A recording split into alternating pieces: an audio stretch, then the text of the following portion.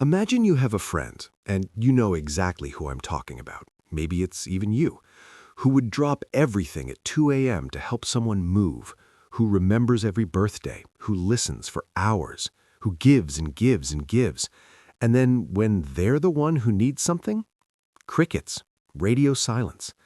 And somehow, they're the one who ends up apologizing for asking.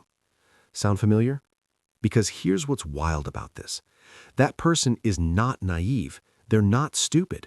In many cases, they're some of the most emotionally intelligent, perceptive, self-aware people you'll ever meet. So why does this keep happening to them?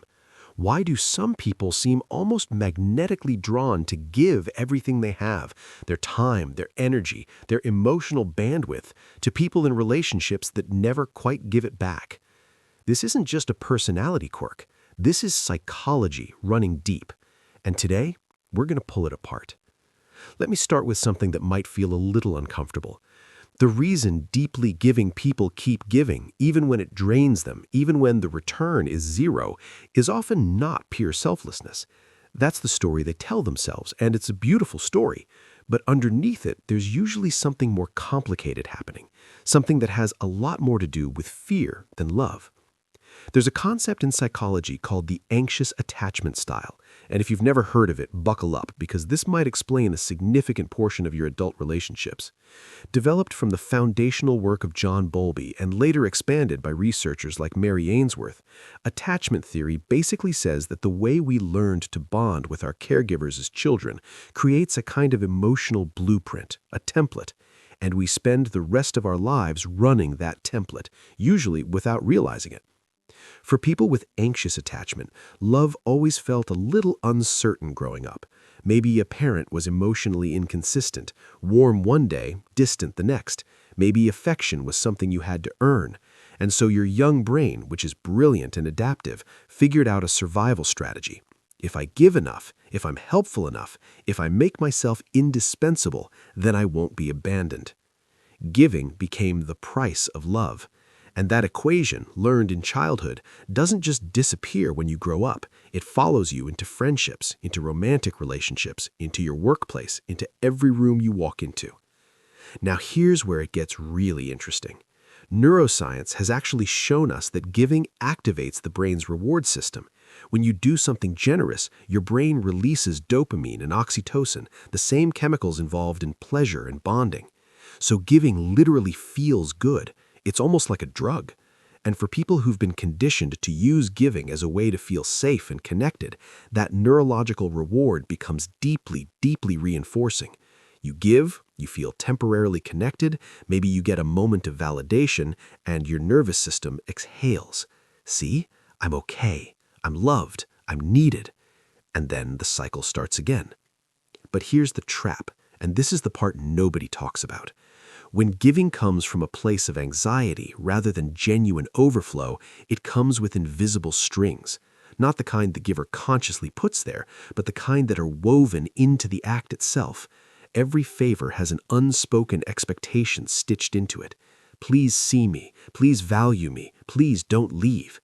And when those expectations aren't met, when the friend doesn't reciprocate, when the partner doesn't notice, when the colleague takes the credit, the giver doesn't get angry, they get more anxious. And what does anxiety tell them to do? Give more, try harder, maybe I didn't do enough.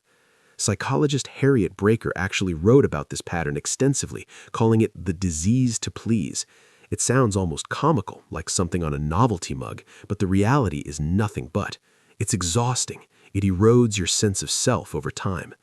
When you spend years giving from a place of fear, you start to lose the ability to even identify what you want, what you need, because your entire identity has been constructed around the needs of other people. Think about it like this. Imagine you're a phone charger, a really good one, fast charging, universal compatibility, always where someone left you when they need you, and you just keep charging people. Everyone plugs into you. But here's the problem. Chargers don't have batteries. They need to be plugged in too. And if nobody ever plugs you in, eventually nothing works. You can't give what you don't have.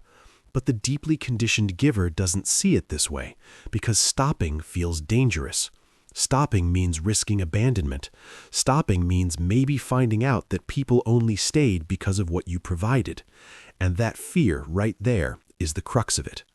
There's often a profound self-worth wound underneath all of this, a quiet, persistent belief that says, I am not enough as I am. I am only lovable for what I do, not for who I am. And so the giving becomes a performance, not malicious, not calculating, but desperately human, a constant audition for belonging. Now there's another layer here that I think is really important, and it involves the people on the receiving end. Because sometimes, not always, but sometimes, chronically giving people unconsciously select relationships with people who chronically take. This isn't random. It's deeply patterned. Givers and takers find each other like magnets, because takers tend to have a confidence and a self-assuredness that the anxious giver finds incredibly appealing. They seem sure of themselves. They don't apologize for taking up space.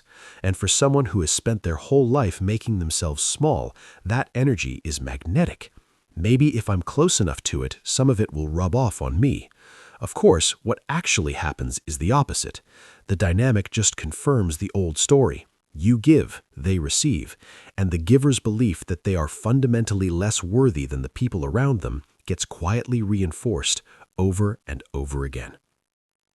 But here's what I really want you to sit with, because this is the part that changes things. The capacity to give deeply, to feel the needs of others, to show up and to care is not a flaw. It is genuinely one of the most beautiful qualities a person can have. The problem has never been the giving. The problem is the source of the giving and the absence of self in the equation. There's a difference between giving from abundance and giving from depletion. Giving from abundance means I am full, I am secure, and I want to share that with you. Giving from depletion means I am running on empty, but maybe if I give you enough, you'll fill me back up. One is generosity. The other is a transaction disguised as generosity. And deep down, even if you can't articulate it, you know the difference. You feel it in the resentment that quietly builds. You feel it in the exhaustion that never quite goes away. You feel it in that little voice that says, why does no one ever do this for me? Psychologist Kristin Neff, one of the leading researchers on self-compassion, makes a point that I think is genuinely revolutionary. You cannot pour from an empty cup, yes, but more importantly, you deserve to have a full cup, not so that you can give more to others, just for yourself, just because you exist. Because here's the truth that the anxious giver has never fully believed. You are not here on this earth to earn your place in it. You don't have to perform your way into being loved. The most radical thing a natural giver can do is to start giving to themselves with the same generosity, the same attention, the same patience that they've given to everyone else for years. That doesn't mean stop caring. That doesn't mean build a wall or become someone you're not. It means learning to ask the questions. Is this giving coming from love or from fear? Do I actually want to do this, or am I afraid of what happens if I don't? And what do I need right now? Those questions are not selfish. They're essential. Because when you give from a genuinely full, genuinely secure place, when you help because you want to, not because you're terrified of the alternative, the dynamic of every relationship in your life starts to shift. You stop attracting the dynamic where you give everything and receive nothing, not because you put up walls, but because you stopped accepting the terms. So if you see yourself in any of this, and I genuinely hope this felt like a mirror rather than a verdict, I want to leave you with this. Your capacity to love and to give is not your weakness. It's one of the most powerful things about you. The work isn't to give less. The work is to finally put yourself on the list of people worth giving to. If this resonated with you, I'd love to know. Drop a comment below and tell me, are you a giver? And has it ever cost you more than you expected? Because I think this conversation is one a lot of people need to have, and I want to hear your story.